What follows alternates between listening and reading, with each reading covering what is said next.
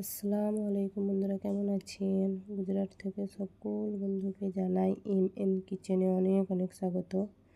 আজ আমি আপনাদের সইনে খাড়া বা ডাঁটা যা বলেন সেটা রান্না করে দেখাবো। তার জন্য এখানে দেখুন আমি সইনে খাড়া, আলু, টমেটো, পেঁয়াজ নিয়ে নিয়েছি এবং আমি একে একে কেটে নেব। প্রথমে আমি খাড়াটা কেটে নিচ্ছি। এই দেখুন, এদিকে আমার খাড়াটা কাটা হয়ে গেছে, কাটা হয়ে গেছে। এদিকে পেঁয়াজ, টমেটো কেটে, এদিকে সমস্ত কিছু আমার কাটা হয়ে গেছে।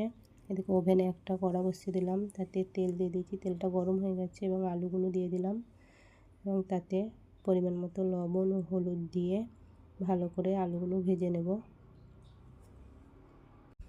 এই দেখুন, আলুগুলো ভেজে নিয়েছি এবং আলুগুলো ভাজা হয়ে গেছে। এগুলোকে তুলে নেব এবং তুলে নিচ্ছি আমি।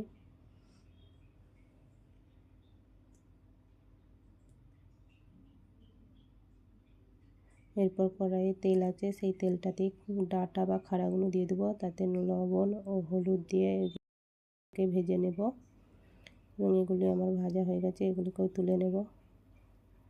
এই দেখুন, তুলে নিলাম। এরপর ওই তেলেতে পেঁয়াজটা দিয়ে দিলাম এবং তাতে অল্প একটু লবণ দিলাম যাতে পেঁয়াজটা নরম হয়ে যায়।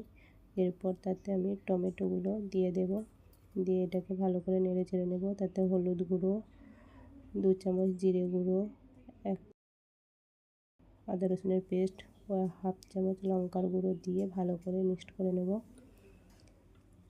এবং অল্প একটু পানি দেব। দিয়ে মশলাটাকে ভালো করে কষিয়ে নেওয়ার জন্য পানি দিয়ে চাপা দিয়ে দিয়েছিলাম। এরপর খুলে নিয়ে মশলাটা আমি কষিয়ে নেব। এই দেখুন, মশলাটা কষিয়ে নিয়েছি। এরপর আমি আলু ও খাড়া দুটোকে দিয়ে দেব, দিয়ে ভালো করে কষিয়ে নেব।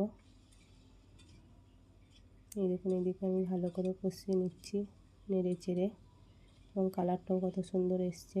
দেখুন কত সুন্দর কালার হয়েছে। এরপর আমি পানি দিয়ে দেব, দিয়ে ভালো করে নেড়ে নেব এবং ভালো করে নেড়ে নিয়ে আমি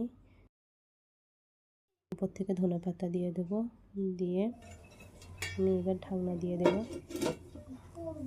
দেখুন, ঢাকনাটা দিয়ে দিলাম। এরপর দেখুন আমি ঢাকনাটা খুলে নিয়েছি, এটা হয়ে গেছে। এই দেখুন কত সুন্দর হয়েছে এবং এটা আমি নামিয়ে নেব। এবং যদি ভালো লাগে লাইক, কমেন্ট ও শেয়ার করবেন। ভালো থাকবেন, দোয়া করবেন। আল্লাহ হাফেজ।